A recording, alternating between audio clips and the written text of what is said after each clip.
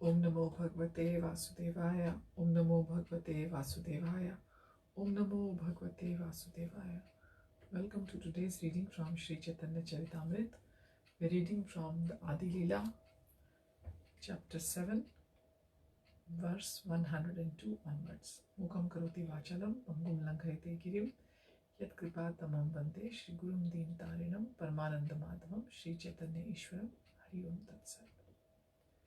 After hearing the Mayavadi sannyasi speak in that way, Lord Chaitanya Mahaprabhu smiled slightly and said, "My dear sirs, if you don't mind, I can say something to you regarding Vedanta philosophy."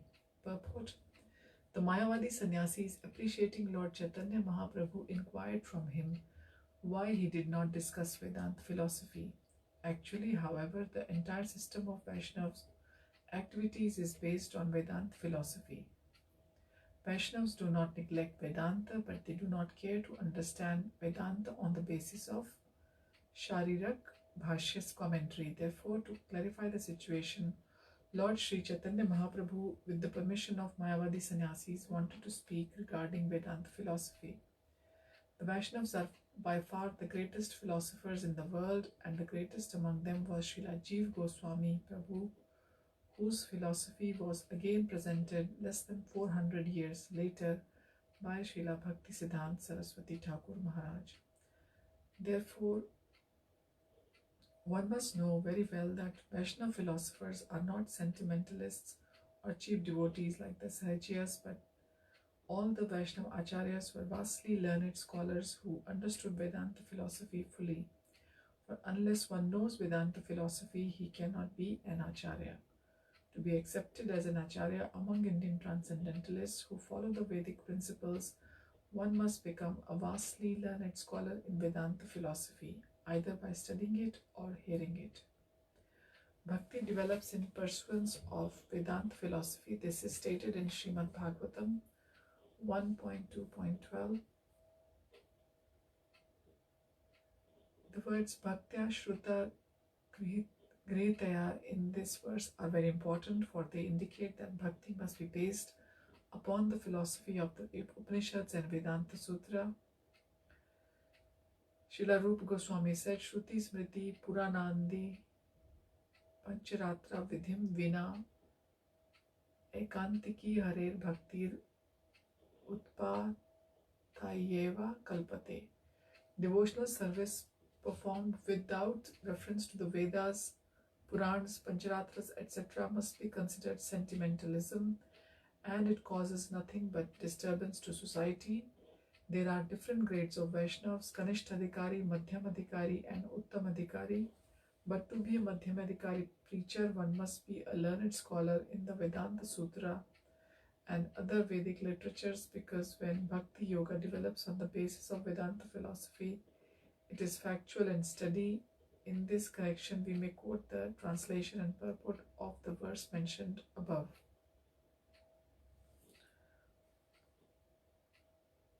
Bhagavatam 1.2.12 Tach Shraddhana Munayo Jnana Vairagya Yuktaya Pashyanti Atmani Chatmanam Bhaktya Shruta Gritaya.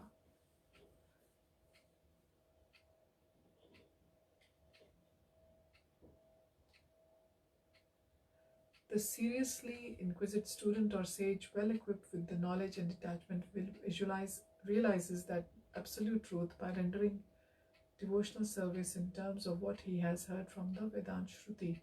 Purport: the absolute truth is realized in full by the process of devotional service to the Lord Vasudev, or the personality of Godhead, who is the full-fledged absolute truth. Brahman is his transcendental bodily effulgence, and Paramatma is his partial representation. As such, Brahman or Paramatma realization of the absolute truth is but a partial realization. There are 4 different types of human beings: the karmis, the jnanis, the yogis, and the devotees. The karmis are materialistic, whereas the other 3 are transcendental. The first class transcendentalists are the devotees who have realized the Supreme Person. The second class transcendentalists are those who have partially realized the plenary portion of the Absolute Person. And the third class transcendentalists are those who have barely realized the spiritual focus of the Absolute Person. As stated in the Bhagavad-Gita and other Vedic literatures, the Supreme Person is realized by devotional service which is backed by full knowledge and detachment from material association. We have already discussed the point that devotional service is followed by knowledge and detachment from material association. As Brahman and Paramatma realization are imperfect realizations of the Absolute Truth, so the means of realizing Brahman and Paramatma, that is the paths of Jnana and Yoga, are also imperfect means of realizing the Absolute Truth. Devotional service, which is based on the foreground of full knowledge combined with detachment from material association, and which is fixed by the dint of the oral reception of the Vedanta Shruti, is the only perfect method by which the seriously inquisitive student can realize the Absolute Truth. Devotional service is not therefore meant for the less intelligent class of transcendentalists. There are three classes of devotee, namely first, second and third class. The third class devotees are the neophytes who have no knowledge and are not detached from material association, but who are simply attracted by the preliminary process of worshipping the deity in the temple, are called material devotees. Material devotees are more attached to material benefit than transcendental profit. Therefore, one has to make definite progress from the position of material devotional service to the second class devotional position. In the second class position, the devotee can see four principles in the devotional line, namely the personality of Godhead, his devotees, the ignorant and the envious. One has to raise himself at least to the stage of a second class devotee and thus become eligible to know the Absolute Truth. A third class devotee therefore has to receive the instructions of devotional service from the authoritative sources of Bhagavad. The number one Bhagavad is the established personality of devotee, and other Bhagavad is the message of Godhead. The third class devotee therefore has to go to the personality of devotee in order to learn the instructions of the devotional service. Such a personality of devotee is not a professional man who earns his livelihood by the business of the Bhagavatam. Such a devotee must be a representative of Shukadev Goswami like Sutta Goswami, and must preach the cult of devotional service for all around benefit of all people. A neophyte devotee has a very little taste for hearing from the authorities. Such a neophyte devotee makes a show of hearing from the professional man to satisfy his senses. This sort of hearing and chanting has spoiled the whole thing, so one should be very careful about the faulty process. The holy messages of Godhead as inculcated in the Bhagavad-Gita or in Srimad Bhagavatam are undoubtedly transcendental subjects, but even though they are so, such transcendental matters are not to be received from the professional man, who spoils them as the serpent spoils milk simply by the touch of his tongue. A sincere devotee therefore be prepared to hear the Vedic literature like the Upanishads, Vedan Sutra and other literatures left by the previous authorities or Goswamis for the benefit of his progress. Without hearing such literatures, one cannot make actual progress, and without hearing and following the instructions, the show of devotional service becomes worthless and therefore a sort of disturbance in the path of devotional service. Unless therefore devotional service is established on the principles of Shruti, Smriti, Puran and Pancharatra authorities, the make show of devotional service should at once be rejected. An unauthorized devotee should never be recognized as a pure devotee by assimilation of such messages from the Vedic literatures. One can see the all-pervading localized aspect of the personality of Godhead within his own self constantly. This is called Samadhi.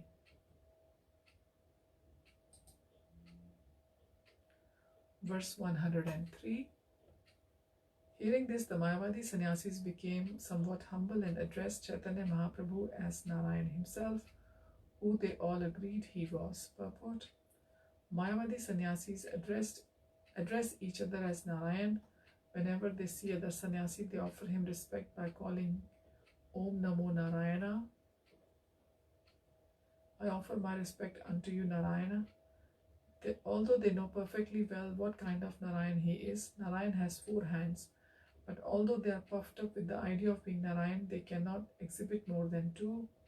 Since their philosophy declares that Narayan and an ordinary human being are on the same level, they sometimes use the term Daridra Narayan, poor Narayan, which was invented by so-called Swami who did not know anything about the Vedanta philosophy. Therefore, although all these Mayavadi sannyasis who called themselves Narayan were actually unaware of the position of Narayan, due to their austerities, Lord Chaitanya Mahaprabhu enabled them to understand him to be Narayan himself. Lord Chaitanya is certainly the Supreme Personality of Godhead Narayan, appearing as a devotee of Narayan, and thus the Mayavadi sannyasis, understanding that he was directly Narayan himself, whereas they were false, puffed up Narayan, spoke to him as follows. Verse 104. Dear Chaitanya Mahaprabhu, they said, to tell you the truth, we are greatly pleased to hear your words, and furthermore, your bodily features are so pleasing that we feel extraordinary satisfaction in seeing you. In the purport in the Shastras, it is said, Atah Shri Krishna Namadi na bhaved grahyam indriye sevan mukhehi jihvado swayam ev sfurti adah.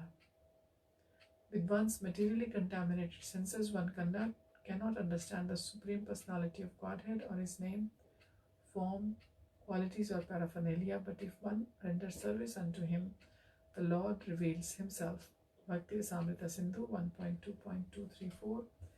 Here one can see the effect of the Mayavadi sannyasis' service towards Narayan, because the Mayavadis offer a little respect to Sri Chaitanya Mahaprabhu, and because they were pious and actually followed the austere rules and regulations of sannyas, they had some understanding of Vedanta Sutra philosophy, and by the grace of Lord Chaitanya Mahaprabhu, they could appreciate that he was none other than Supreme Personality of Godhead, who is endowed with all 6 opulences.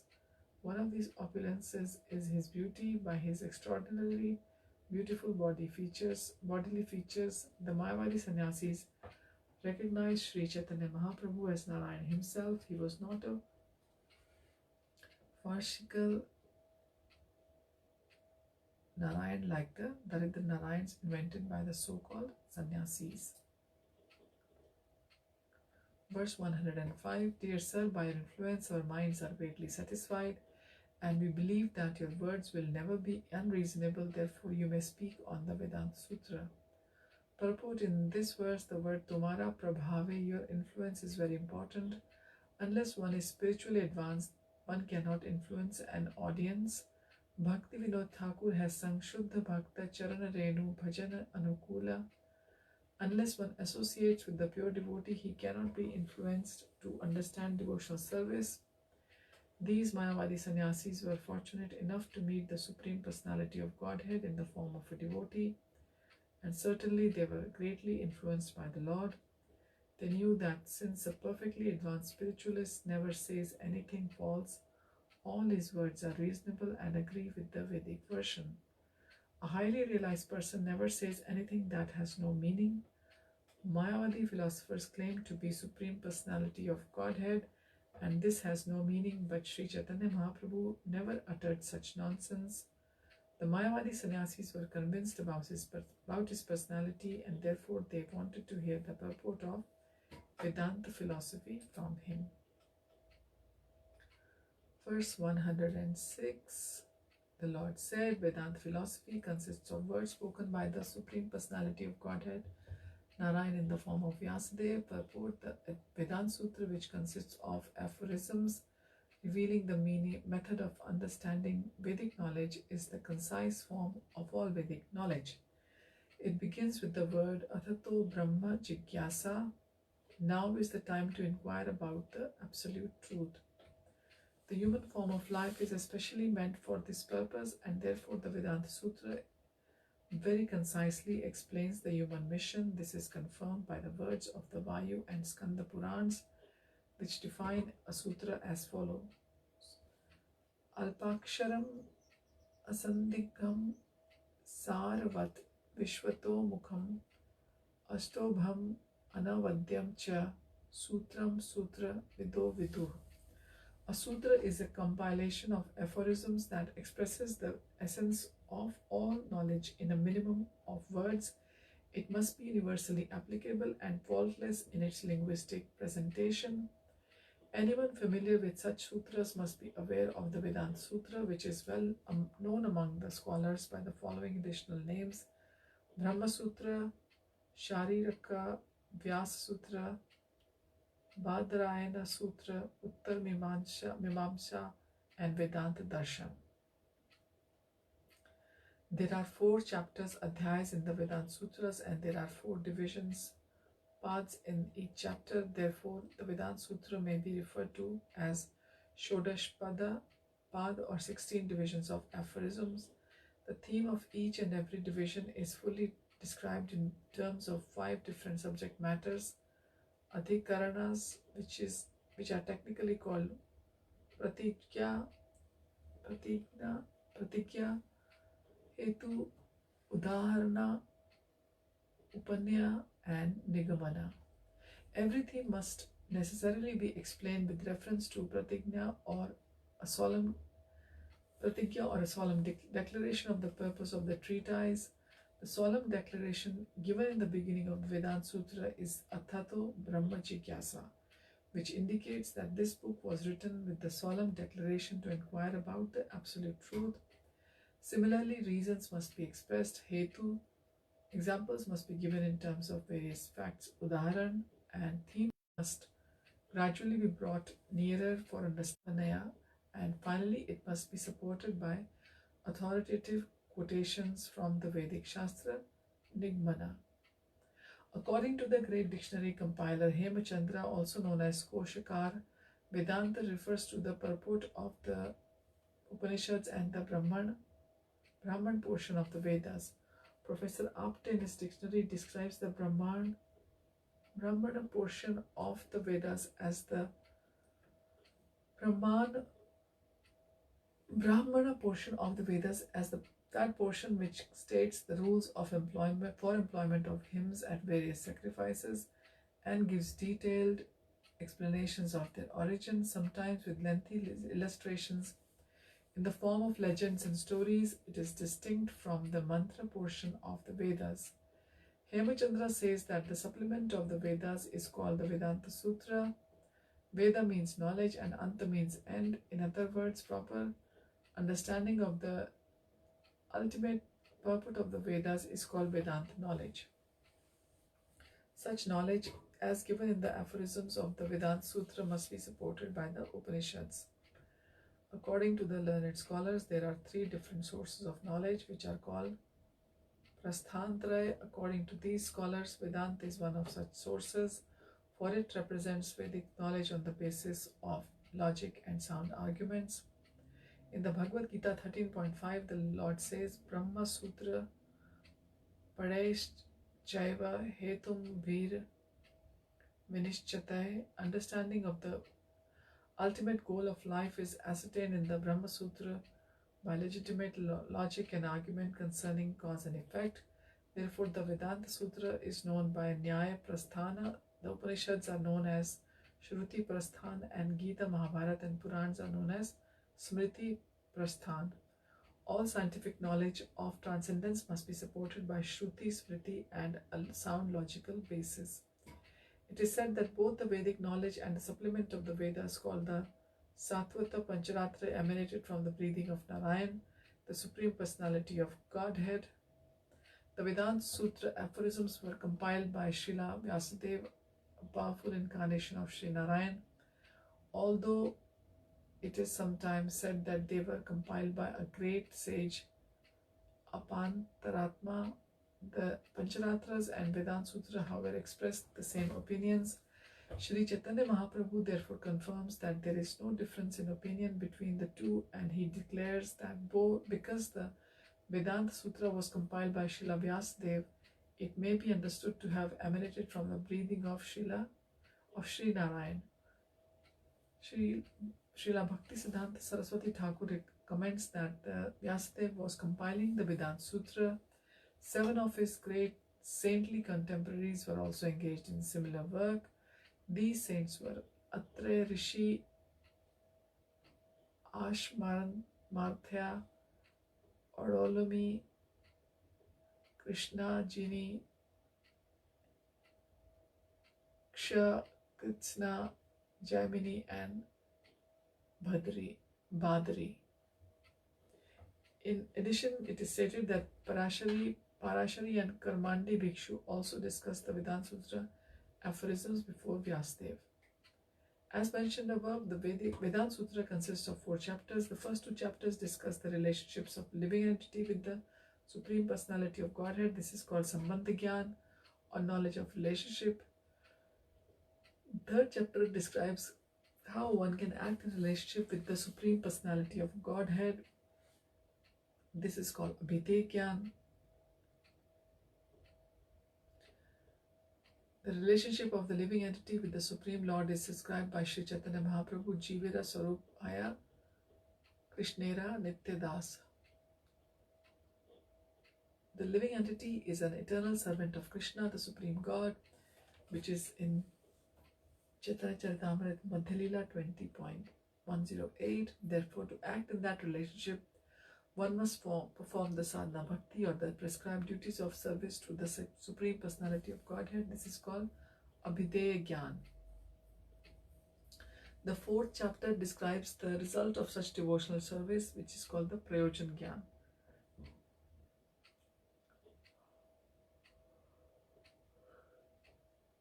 The ultimate goal of life is to go back home, back to Godhead. The words Anavriti Shabdat in the Vedanta Sutra indicates this ultimate goal.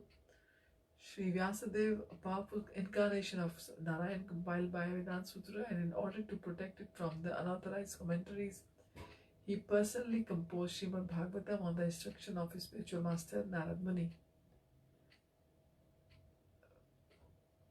As the original commentary on the Vedanta Sutra. Besides Srimad Bhagavatam, there are commentaries on the Vedanta Sutra composed by all the major Vaishnavacharyas, and in each of them, devotional service to the Lord is in personal way without reference to Vishnu Bhakti or devotional service to the Lord Vishnu.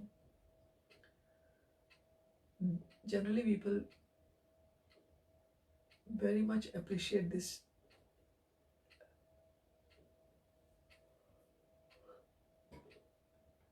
Sharirak Bhashya, or impersonal description of the Vedanta Sutra, but all commentaries that are devoid of devotional service to the Lord Vishnu must be considered to differ in purport from the original Vedanta Sutra. In other words, Lord Chaitanya definitely confirms that the commentaries or bhashyas written by Vaishnava acharyas on the basis of devotional service to Lord Vishnu, and not the Sharirik bhashyas of Shankaracharya give the actual explanation of the Vedanta Sutra. So thank you for joining. We'll continue from here next time. Hari Om Tat Sat. Hare Krishna.